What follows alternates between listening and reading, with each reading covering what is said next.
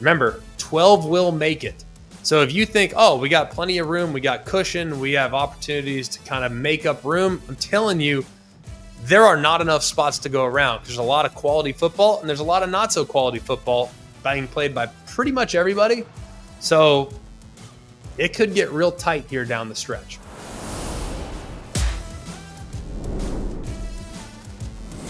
Hello and welcome in. It is the 30th of October, and we're here alongside you with Always College Football. I'm your host, Greg McElroy. We have a great show for you today, and what you'll realize, normally on our Wednesday show, we've had a guest, and we've talked about next week's conversations today. That's been our theme. It's been awesome. We've had some great conversations, whether it was Colt McCoy or Colin Cowherd, Todd Blackledge, Booger McFarland, Matt Berry. I mean, we've had a lot of great discussions with people that we have great respect and admiration for here in the sport. But now is the time where we kind of flip the script and start looking forward to some playoff discussions. I will be on the college football playoff rankings show every single Tuesday, and I look forward to bringing it again this year. I plan on going scorched earth when it needs to be had. And when we need to have debates, we'll have debates. And these are not contrived debates. These are legitimate debates and questions that need to be asked. So I look forward to being on that show alongside Joey Galloway, Reese Davis, Booger McFarland, and many others as well. So very much look forward to those conversations. But we don't feel like we've spent an adequate enough time preparing you to receive the playoff rankings. We also want to make sure that everyone's buttoned up on what the playoff is actually going to look like. We just feel like we haven't had enough of an opportunity to do that. And we've realized this too. Like, we do have a tendency on our show. I've listened to a lot of college football podcasts, and I'm a big consumer, really appreciate the perspectives that other people bring to the sport. Like, we have a very, very intellectual listening audience. So maybe some of this stuff is elementary for you, but know that we're having this conversation because there are a lot of people that are just now starting to dive into college football that might not know exactly how this process may work. So if it feels elementary for those of you that are deep in the weeds with us on a weekly basis, we apologize. But for those of you that are new to the show, because you need this playoff primer, welcome. We're Always College Football. We do the best breakdowns on Thursday that you'll find in the sport. And we think that we do a pretty good job on Sundays and Mondays as well. And if you are looking forward to a playoff discussion, we'll have those on Wednesdays from this point forward. So we appreciate you being here. Like, rate, and subscribe to the show. All the same old stuff that all the people that have been here for months, they've been doing it for a while. Now, welcome. So let's dive in. All right. We will set the table with a playoff primer right here on Always College Football. Welcome to the 12-team playoff era. Ladies and gentlemen, it's going to be fun. It's going to be chaotic. It's going to be dramatic. And I'm not sure any of us right now, I follow the sport. I'm as deep in the sport as anybody. And I'll be honest with you, I'm not really sure what to expect. But I'm going to do my best to explain to you what I think is going to happen or how I think this thing could possibly play out. Okay? For those of you that are new to the sport, we have long lived in an era where the postseason was kind of dumb. I'm just going to call it what it is. I love bowl games. I'm sure several of you liked bowl games. Maybe all of you like bowl games. I love bowl games, still do. But the way we crowned a champion for the better part of a century was ridiculous. People played bowl games. In some cases, they voted before. In some cases, they voted after. Like, it was ridiculous. It was a popularity and a beauty contest to see who won championships. Then in 1998, we did the BCS, which means computers chose the top two teams. They played for the national championship. Pretty understandable. Then in 2011 happened. Alabama and LSU played in the BCS championship game when a lot of people believed Oklahoma State should be in. So people said, no, two teams is not enough. We got to expand the playoff. Well, with some reluctance, they did. And in 2014, the 14 playoff was born. Well, now because teams have been left out that people felt like should have been in the 14 playoff, we have since expanded to 12 teams. Will we expand further? Probably. But let's just start with where we're at right now. 12-team playoff. The first round of the college football playoff will be played on December 20th and 21st. There's one game on Friday night, December 20th, and a triple header that'll be at noon, 4, and I believe 8 o'clock Eastern time, thereabouts, on the 21st. This is going to be an amazing setup, all right? So Team 5 will play Team 12 in Team 5's building. 6-11, 7-10, 8-9, what have you. So the higher ranked team will get the home field advantage. It should be awesome. We could see games that we've always wanted to see. We could see teams from the Southeast go and play in the snow up there at, say, Penn State. Could be amazing, right? Could see a team from Florida playing in the snow at, I don't know, Notre Dame. And we could see a team like Oregon have to travel all the way to Miami to play against the Hurricanes. So we could have some really unique matchups in some really cool settings and some neat venues. Those will be home field environments. That's on the 20th and the 21st. On the 31st and the 1st, we will have the quarterfinal games. The more than likely, this is not official, but more than likely, the ACC champion will play in the Peach Bowl. The SEC champion will play in the Sugar Bowl. The Big Ten champion will play in the Rose Bowl, and the Big 12 champion will play in the Fiesta Bowl. It's not official, but it's more than likely how that whole thing is going to play out. And then when you get through those, you'll get to the semifinal games. Those games will be played on the 8th and the 9th of January. It should be pretty cool. They are at the Cotton Bowl in Dallas, and they are at the Orange Bowl in Miami. Of course, it doesn't really matter who goes where. I'm sure they'll take into account the highest seed, and we haven't gotten that far. I'm guessing the highest seed will get to choose where they want to go, and then the other will play in Dallas. So let's just say the SEC team, let's say they're the highest seed, they'll probably choose to play in Miami. That'll be on the 9th. And then let's just say the Big Ten team, they want to play in Dallas, they'll play on the 10th. So that's the 9th and the 10th. That'll be great. And then the national championships will be on January 20th. So that's your kind of 30,000 foot perspective of how this thing's going to be formatted and how we're going to consume the new looking postseason here in college football. Now, a few more things before we start to get into our playoff prognostications. You need to understand the difference between seeding and ranking, which is something I'm not sure a whole lot of people understand right now. When they start to set up the playoff format and they start to lay out the bracket, it's really, you're going to see numbers next to your name. And we in college football have long associated those numbers with your ranking. So, hey, you're ranked 5th, then you should be 5th in the college football playoff. That's not really the case right now, because the 3rd ranked team in the college football playoff committee rankings might end up being the 5th seeded team in the actual playoff, because it means you probably lost the conference championship game, and a conference champion from another league that might be ranked beneath you is actually seated ahead of you, and they get that first round bye. So understand that there is a big difference between where you're ranked 1 through 25 in the college football playoff committee rankings and how you're seated in the college football playoff. The top 4 spots are reserved for conference champions. So there is already there's an expectation that the 4 Power 4 conference champions are going to occupy those 4 spots. It's not 100% guaranteed, because in the rare event in which Boise State is actually ranked ahead of, say, the Big 12 conference champion, then Boise State could occupy the 4th seed, and the Big 12 conference champion would occupy whatever seed they end up occupying. So that is a possibility, but it's highly unlikely, because I don't think Boise is going to have enough of a strength of record argument to overtake any of the Power 4 conference championship teams. The other thing that we need to acknowledge, that we've already acknowledged, is that home playoff games, for me, is the best part of this new playoff system.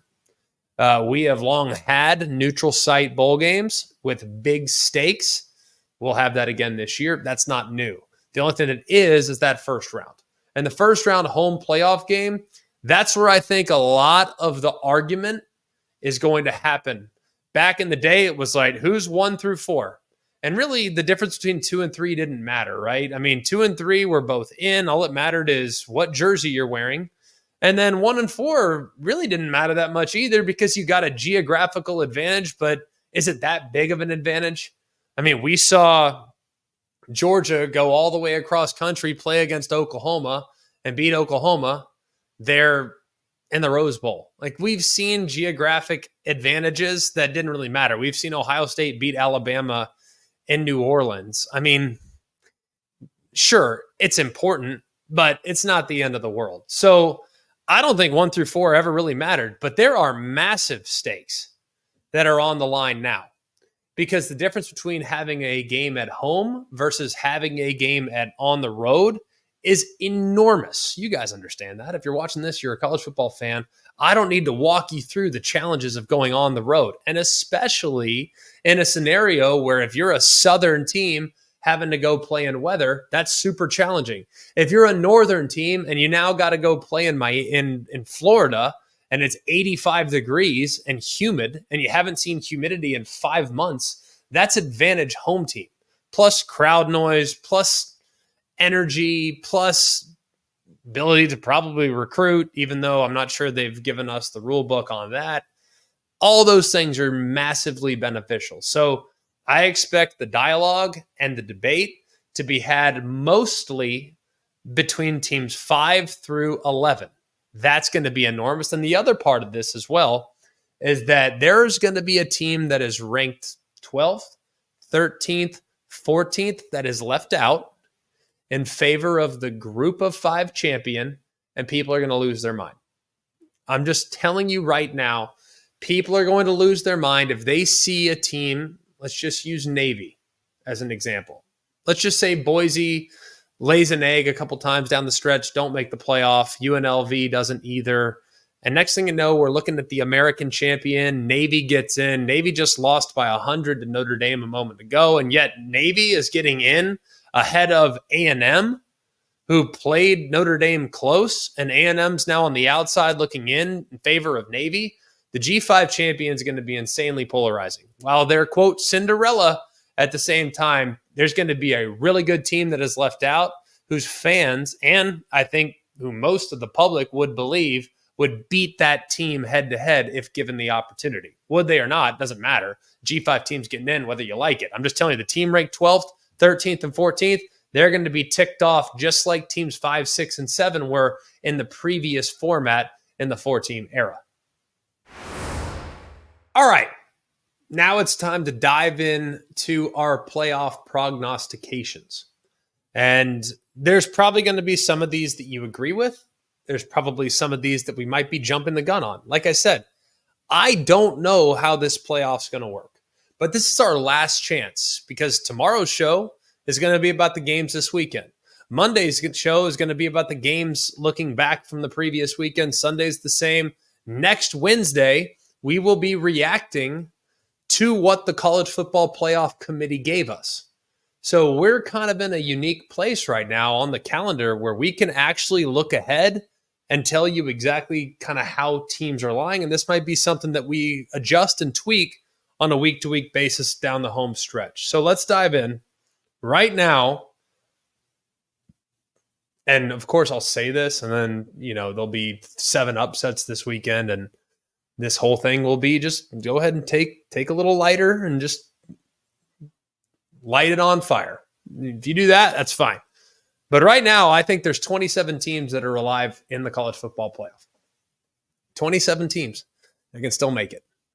And that's a whole bunch when taking into account how many were in the mix at this point of the season over the last 10 years. I mean, by the time you got to November, there were like 6, 7, 8 teams that were running for 4 places. Well, now you have 27 that are vying for 12. So I love where we're at. I think there's a lot of teams that are paying close attention. I think there's teams that should feel pretty comfortable with where they sit. Let's look at some locks, right? I know Nothing in college football is guaranteed. I acknowledge that, and it's especially dangerous to say this about 18 and 22-year-old kids with still a lot of games and a lot of meat left on the bone. But there are a couple locks right now in college football. There are two, I think, that without question are going to the playoff. Just two. And there's a few that are close, but there's two that I think are in, just based off historical precedent. Number one, the Oregon Ducks. Right now, to make the playoff, according to Vegas, you got to lay $6,000 to win 100. So I would say that Vegas believes that they're a lock as well. They are a healthy double-digit favorite in every single game.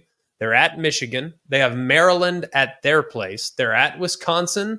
And then they have Washington coming to them. They have a 96% chance to have 2 or fewer losses, which means, let's be real. If they get 1 loss, they're still going to the Big Ten title game. If they get 2, they might even still get there. It's certainly a possibility, depending on what happens in other places.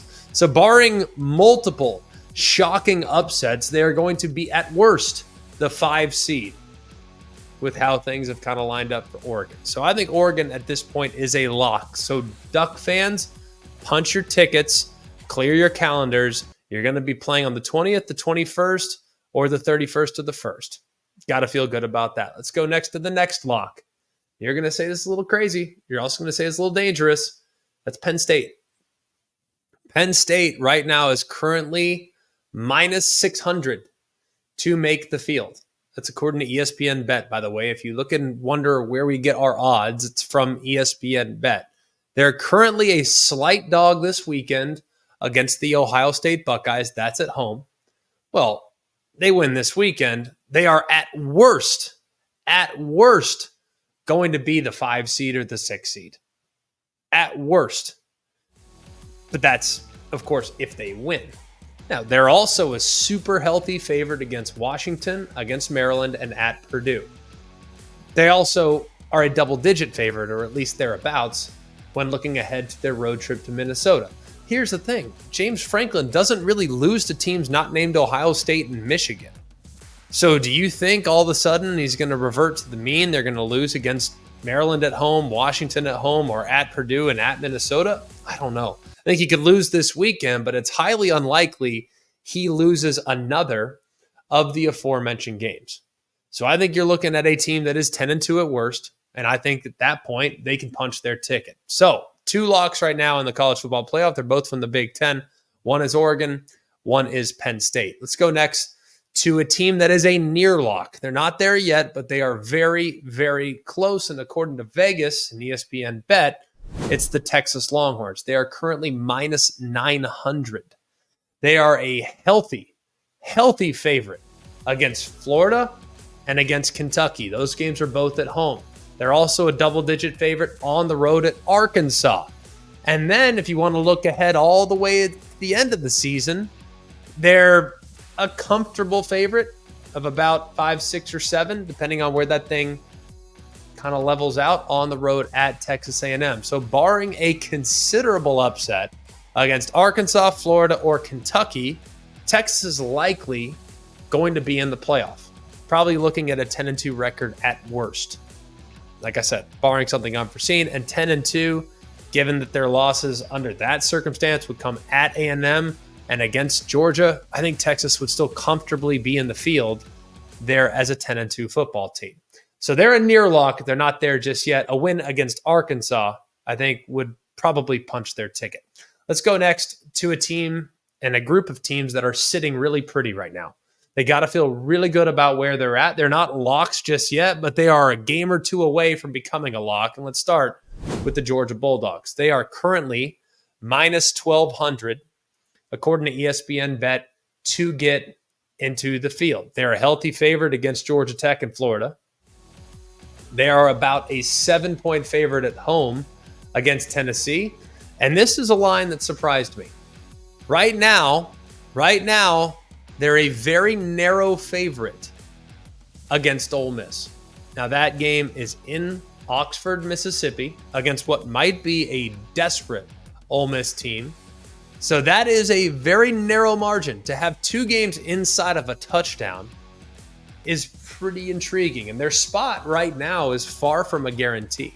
Their spot in a playoff is far from a guarantee. But they do hold the head-to-head against Clemson, and they currently hold the head-to-head against the Texas Longhorns. So they're sitting pretty right now, but still some work to be done. I think a win against Tennessee would all but assure their spot in the college football playoff. That game will be at home a couple weeks from now. But if they lose to Ole Miss, man, that could get real interesting really fast. Let's go next to Ohio State. Currently, minus 900 to make the playoff. They're a slight favorite on the road at Penn State this weekend. It's a pivotal game in the Big Ten, but it's also critically important when it comes to seeding purposes for the CFP. Because if Penn State wins, that would give Ohio State their second loss. And at that point, they become far from a lock to get in the playoff. But if they go on the road and beat Penn State, then Ohio State's sitting there with 1 loss, and they would own the head-to-head against the Nittany Lions.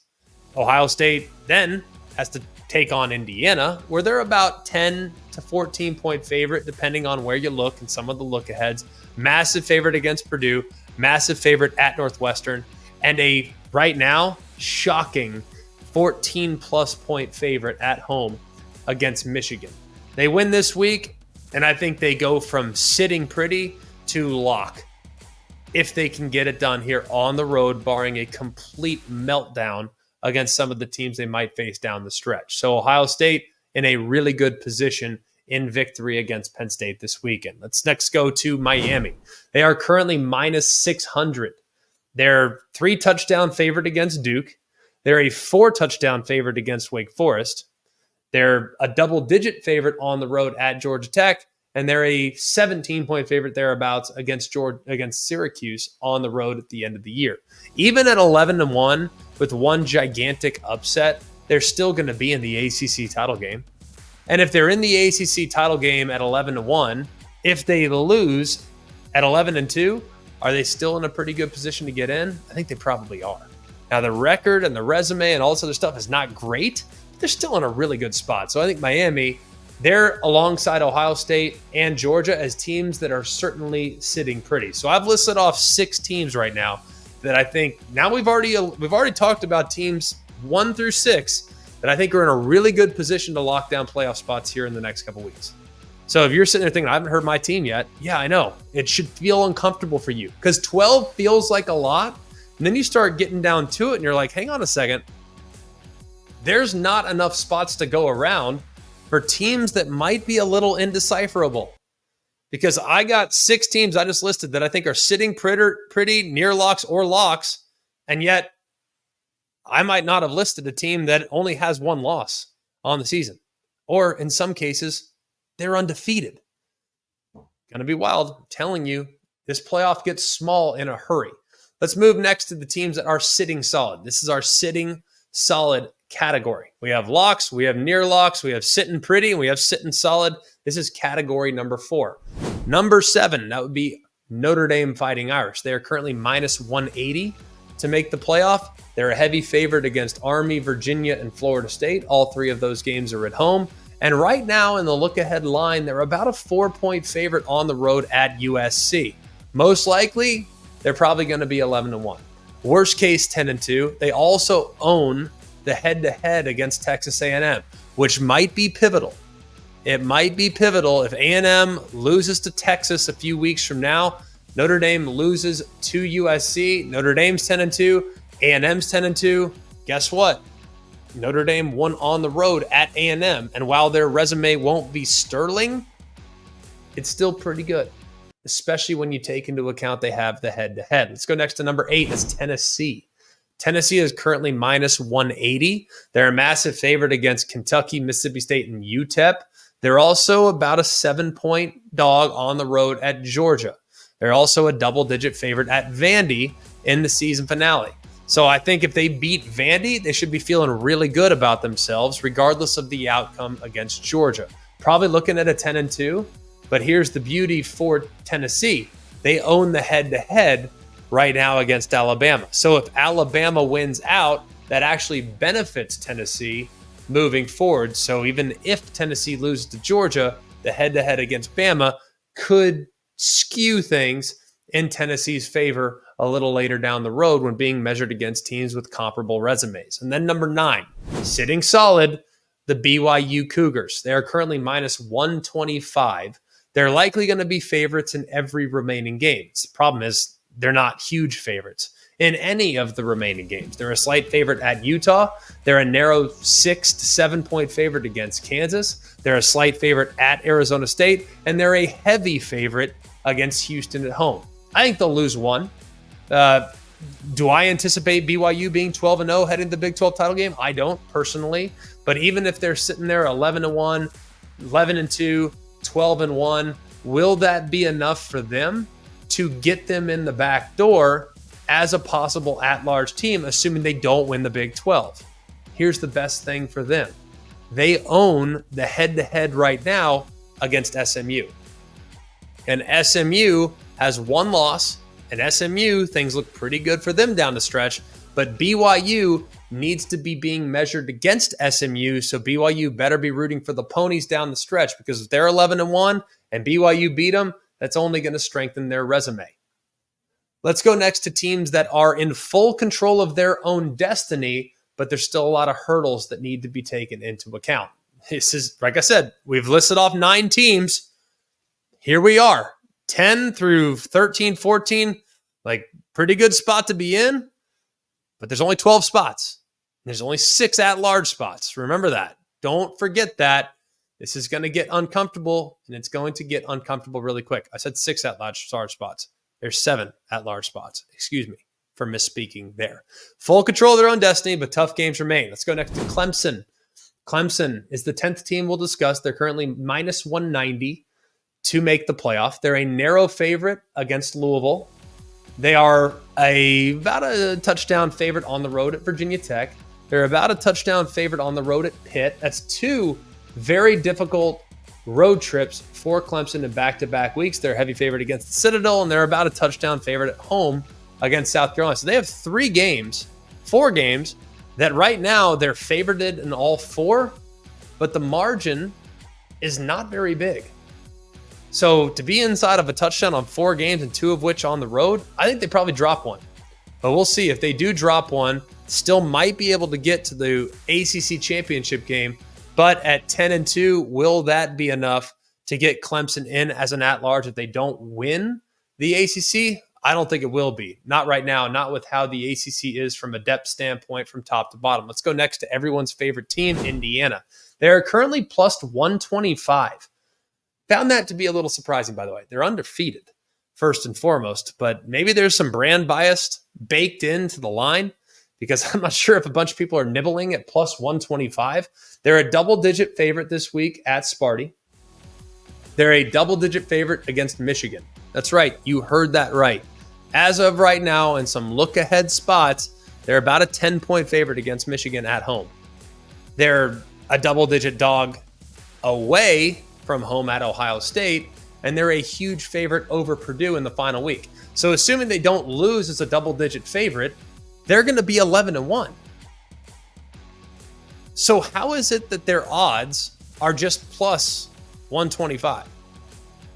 Indiana at 11-1 in the Big Ten? You don't think they're going to be in line for a possible at-large playoff spot? I know their resume is not great. I know their best wins against Nebraska, who's 5-3. And maybe Sparty doesn't help them. Maybe Michigan doesn't help them. We know Purdue's not going to help them. So maybe their resume is not great, but 11-1, you don't think they're going to be in the mix to at least go on the road as a 9, 10, or 11 seed? I have a hard time believing that. I think they're in a pretty good spot, but they're going to need to beat Michigan. And they're going to need to beat Sparty. It really comes down to that. And probably, let's be real, they probably need to play pretty well at Ohio State too. If they get their doors blown off by Ohio State, a lot of the goodwill might go out the door. So that's worth noting. I think Indiana is a team that I probably feel better about them making the playoff than Vegas odds makers do right now. Let's go next to number 12. That'd be Texas A&M. They're currently even money to make the college football playoff. They're a narrow favorite this week, about 2.5 on the road at South Carolina. Heavy favorite against New Mexico State. They're about a 5-point favorite on the road at Auburn right now, and they are currently a 7-point dog against the Texas Longhorns in the season finale. I think they're going to lose at least one more. So maybe they're a 10-2 football team.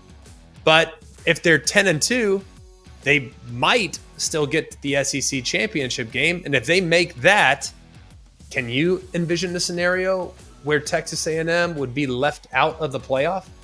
Make the championship game, lose the championship game potentially, and get left out at 10-3? I don't know. Possibly, but are you going to penalize A&M, who lost their third game in the championship game against a 10-2 team that didn't make the conference championship game? I'm telling you, it's going to be an intriguing debate, one that needs to be had, and we need to preview and prepare you for.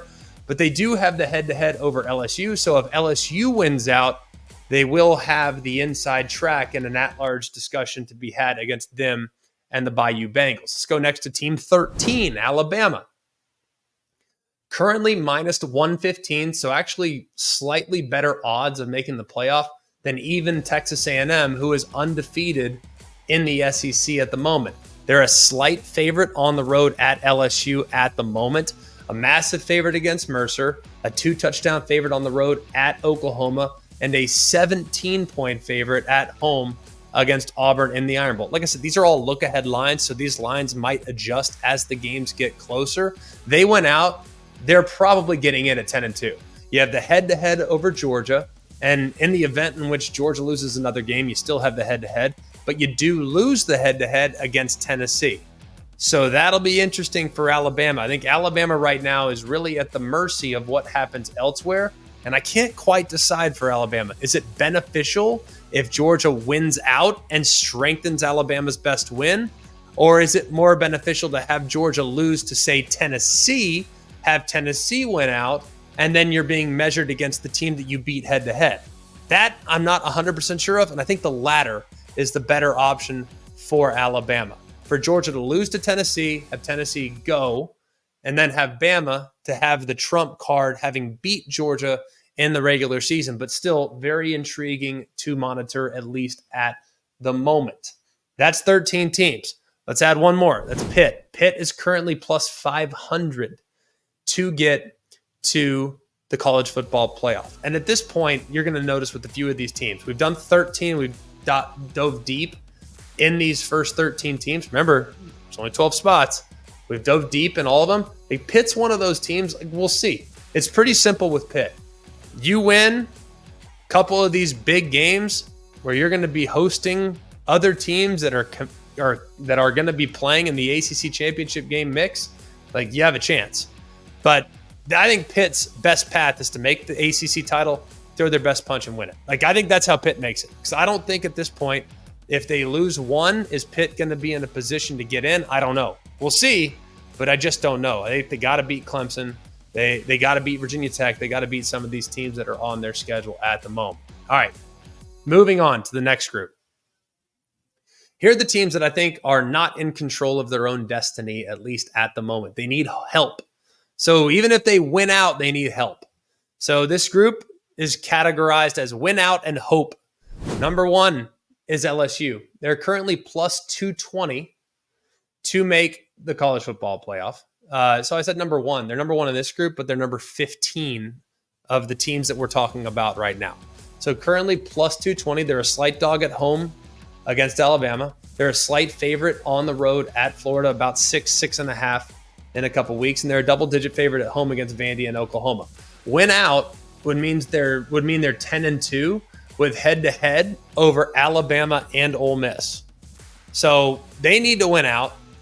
Alabama, that would give them their third loss, but they need Ole Miss to beat Georgia, so that Ole Miss win looks a little bit better, and LSU is being measured against Ole Miss.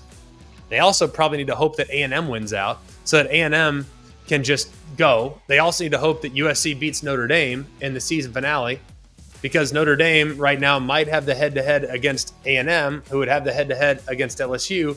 So LSU needs quite a bit of help. I'm not saying it's completely out of the realm of possibility, but I do think at this point it's probably out of their control as to whether or not they can get in. They just need help. They need other teams to lose. SMU, similar situation. They're currently plus 200. Not only do they need BYU to win the Big 12, they need BYU to either win the Big 12 or to lose a couple games down the stretch. That's a challenging thing because SMU, BYU's the one that's kind of wedging them out, at least at the moment, because they've won the head-to-head. SMU, can they still make the ACC title game and win their league? Of course. So if they somehow make it to the ACC championship game, win the ACC, of course they're in, no problem whatsoever. But I'm talking, these are at-large scenarios. Like, you win your conference, obviously, you're in. We know that. These are at-large scenarios. So SMU, the team they're paying close attention to, or should be, is BYU. So they need to either win the Big 12 or lose a couple games down the stretch, which is certainly possible. Then another team is Washington State. Washington State, we now have listed 17 teams. They're currently 6-1. Their resume will not hold up. They need complete carnage across the board because Washington State will not have a conference championship banner. They might for the Pac-2, but that's not going to be recognized. The only way Washington State is getting in is if they are selected as an at-large team, and their schedule is just not great. So they might have a great record sitting there at 11-1, but it won't hold up against even teams in the Big Ten, the SEC, even the ACC at, say, 10-2 or better. So Washington State, they need carnage across the board. They need some of Washington State's favorite teams down the stretch need to be Florida. Florida plays Ole Miss. Florida plays LSU. Florida has a chance to kind of throw a wrench. They play Texas. Florida plays Georgia. So they need to be rooting for Florida. They need to be rooting for Auburn. Auburn plays A&M. Auburn plays Alabama. South Carolina has a chance to play Clemson. South Carolina has a chance to play A&M. Arkansas plays Texas. Arkansas also plays Ole Miss. Oklahoma hosts Bama. Like, these are the teams that Washington State needs to be pulling for. Because in the event in which carnage occurs, then doors could open up for Washington State. But I don't think at the moment they are in control of their own destiny. We have now listed 17 teams that all have a chance, albeit we're getting progressively more narrow towards getting into the championship as an at-large team or getting into the college football playoff as an at-large team, but there is still a possibility, okay? Here's the last one that we'll do before we get into conference championship or bust scenarios. That's Ole Miss. Now, Ole Miss is in the category of not dead yet, but they better finish strong. They're currently plus 190 to make the CFP. They're a road favorite this week at Arkansas. Right now, I've been told that against Georgia, they're a slight dog at home next week. They're a healthy favorite at Florida. They're a heavy favorite in the Egg Bowl. Win out, and you'll have that 10-2 mark and a win over Georgia and the head-to-head over Georgia. Georgia would, of course, have a 10-2 mark as well in that scenario. You can also point to the fact that their two losses came by a combined 6 points. So maybe that could benefit Ole Miss. And in the event in which there's some carnage, maybe Ole Miss might be able to sneak in the back door into an 11 seed or so. All right, so those are the teams that I think can get in an at-large scenario. All right, that's 18 teams. Now it's time to get into the conference championship or bust scenarios. We'll do one where we spend quite a bit of time. That's Iowa State. Iowa State's currently minus 145 to get in. They're double-digit favorites against Texas Tech. They're slight favorite on the road at Kansas. They're about a 8 to 10 point favorite against Cincinnati at home. They're about a 5 to 7 point favorite on the road at Utah. And it's a toss-up against Kansas State at home in the finale. I think they'll probably lose one.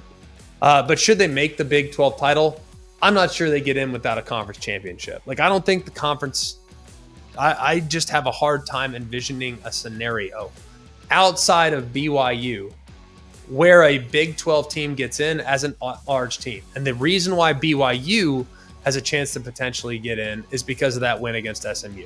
Like, Iowa State has a win against Iowa, which is nice, but I'm not sure it's going to be enough to prop Iowa State up in the court of public opinion amongst committee members.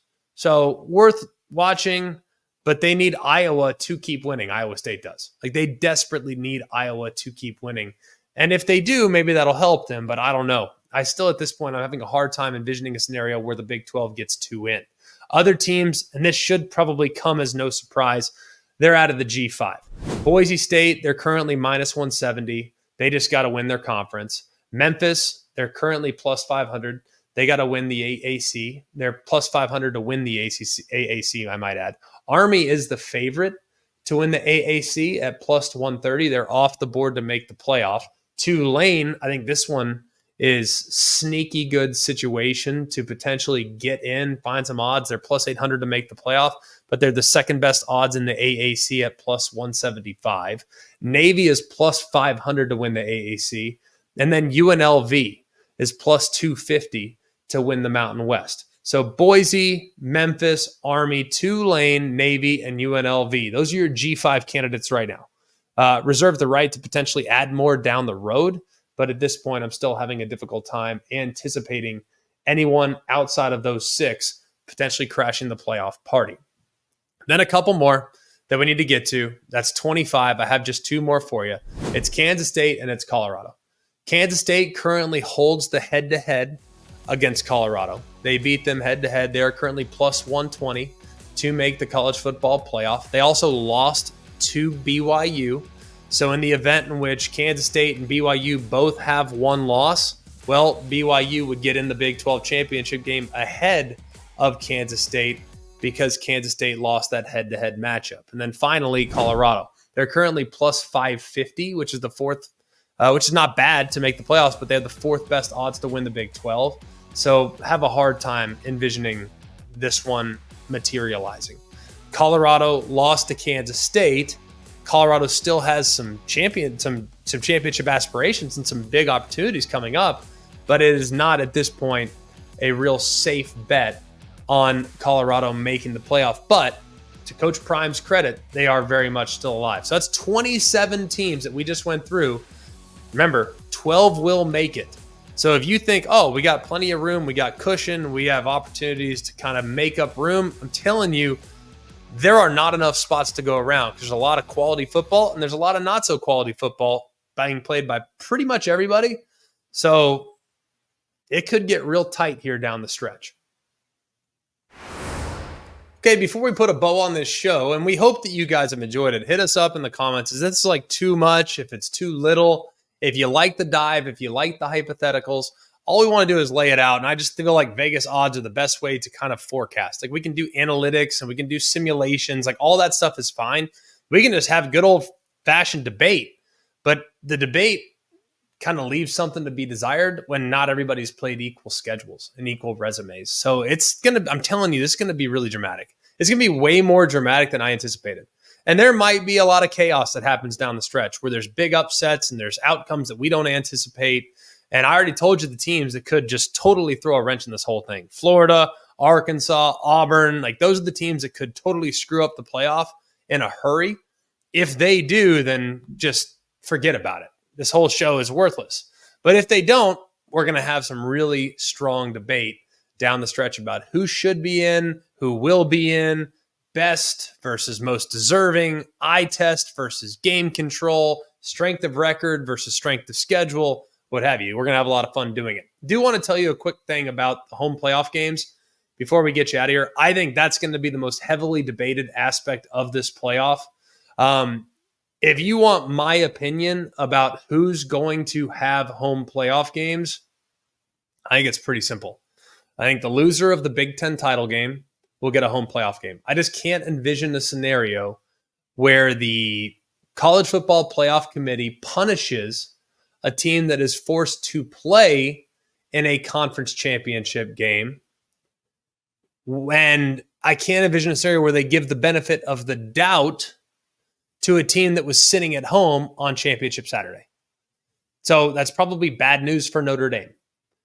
I think Notre Dame can certainly get a home playoff game, but the only way that's happening is if they're being measured against Texas A&M. Like if you were to tell me right now, all right, Greg, hey, where do you think Notre Dame will be ranked? I think Notre Dame will be ranked 9th at the end of the year. That's my expectation because I could see the committee rewarding the loser of the Big Ten title game, rewarding the loser of the SEC title game, and even in a unique circumstance, potentially rewarding the loser of the ACC title game. If that's Miami and they're sitting at 12-1, which based on simulations is highly likely, then who are you going to put in? The team that finished the regular season 12-0 or the team that was 11-1 in Notre Dame that doesn't really have a crazy strong resume to support it either, because outside of the A&M game, like, no one else lived up to the billing. It's not their fault that Florida State laid an egg or USC laid an egg, but either way, it's going to be a fascinating discussion. So I think losers of title games are going to be in great positions, and I think they're going to reward teams that played really strong out of conference. I really believe that. I think that was evident last year. The committee looked at the non-conference and they said, all right, well, these teams challenged themselves in the non-conference, so we are going to reward those teams. So the teams that I could see being rewarded in that scenario are teams like Texas that went on the road to Michigan and challenged themselves in the non-conference and got a win. Teams like potentially Clemson that challenged themselves in the non-conference by playing Georgia, lost the game, but challenged themselves nonetheless. So I could see that scenario potentially playing out. And then I don't know how they're going to treat bad losses either. Like, I really don't know. Everybody and their brother seemingly has a different opinion on this. And I don't know where y'all stand on it. To me, all losses are kind of the same. Like, I don't look at Notre Dame any differently. If Notre Dame had lost to Texas A&M week 1 and beat NIU, would my evaluation of Notre Dame be different? Yes, because A&M is boosting their resume. But had they lost to Miami, Ohio, as opposed to NIU, or had they lost to, say, Georgia Tech as opposed to NIU, would that alter my perception? No. Like, they lost to NIU, they lost to Georgia, or they had lost to Georgia Tech. Like, it doesn't change my mind on what Notre Dame might be capable of because I have that A&M win to hang my hat on. So that's where I stand. I know some people disagree with that, but to each his own. That's the beauty of our college football playoff discussions that we'll be having for the next 5.5 weeks. For all of us here at Always College Football, we welcome your feedback. We welcome your opinion. Hit us up in the comments on the YouTube page. Tell me what you think. Who do you think is going to get home playoff games? Who do you think is going to be, hosting? Who do you think is going to be in a really good spot in a head-to-head situation if both teams are considered at-large contestants? It's going to be awesome, man. I can't wait for it, and we can't wait to continue to have these discussions. Every Wednesday, I'll tape the playoff show, or I'll do the playoff show live. I'll tape the podcast immediately following the playoff show so that we'll put it out, some of the clips on Tuesday night, and then we'll have it out first thing on Wednesday morning so you can kind of get my thoughts based on some of these discussions that we've had today. So for all of us here at Always College Football, for Mark, Jake, Jack, the other Jack, I'm Greg. We hope you have an amazing day, and remember, it's always college football. Hey guys, it's Greg McElroy. Thanks for watching Always College Football. Make sure you like, rate, and subscribe to ESPN's YouTube channel and wherever you listen to your podcasts.